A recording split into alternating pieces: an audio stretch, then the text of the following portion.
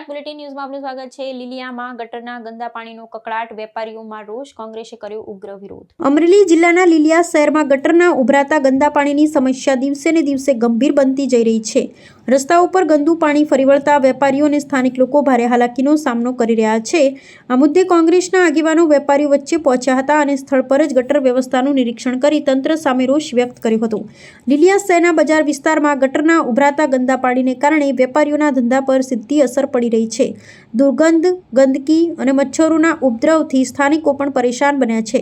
સમસ્યાની જાણ થતાં લીલિયા તાલુકા પંચાયતના પ્રમુખ જગદીશ દેથલિયાના નેતૃત્વમાં કોંગ્રેસના કાર્યકરો સ્થળ પર પહોંચ્યા હતા। વેપારીઓ સાથે ચર્ચા કરી તેમની મુશ્કેલીઓ સાંભળી હતી તેમજ ગટર વ્યવસ્થાનું જાત નિરીક્ષણ કર્યું હતું। વેપારીઓએ આક્ષેપ કર્યો કે વારંવાર રજૂઆત કરવા છતાં તંત્ર દ્વારા કોઈ અસરકારક પગલાં લેવામાં આવતા નથી। કોંગ્રેસના આગેવાનોએ પણ જણાવ્યું હતું કે જો તંત્ર તાત્કાલિક સમસ્યાનું નિરાકરણ નહીં લાવે તો ઉગ્ર રજૂઆત કરવામાં આવશે।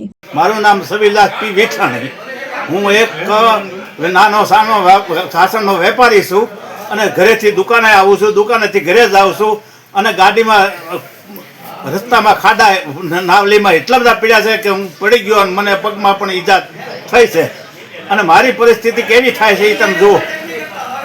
તંત્રને રજૂઆત કરી તમે? અને બે તંત્રને રજૂઆત કરી, સરપંચને રજૂઆત કરી, છતાં કોઈ ધ્યાન દેતો નથી। લીલિયાની આજે હું તાલુકા પ્રમુખ જગદીશભાઈ જેથલિયા લીલિયા નાવલીની તથા લીલિયા ગામની મુલાકાત લેવા ગયો હતો ત્યારે વેપારીઓને પણ બધા પ્રશ્ન જાણ્યા કે એની સમસ્યા શું છે, ગામજનોની પણ સમસ્યા જાણી તો એની સમસ્યા શું છે। બધાનો એક જ પ્રશ્ન છે, આ ગટર લીલિયા તાલુકાનો એવો માથાનો દુખાવો થયો છે, ઠાઠ ઠાઠ ગટરો ઉભરાય છે, ગટરનું બોગસ કામ ગટરનું થયું છે।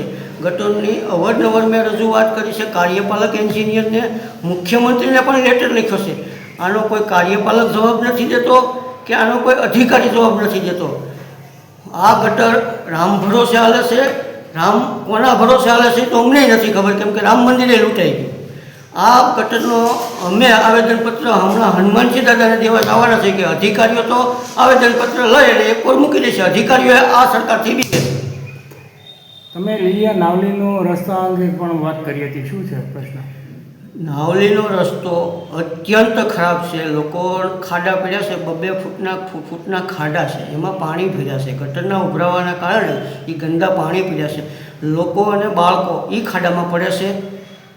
પ્રશ્ન જેનું નિરાકરણ કરવા હું આજે ખુદ નાવલીમાં આંટો મારવા જોવા ગયો હતો, પણ નાવલીની હાલત અત્યંત ખરાબ છે।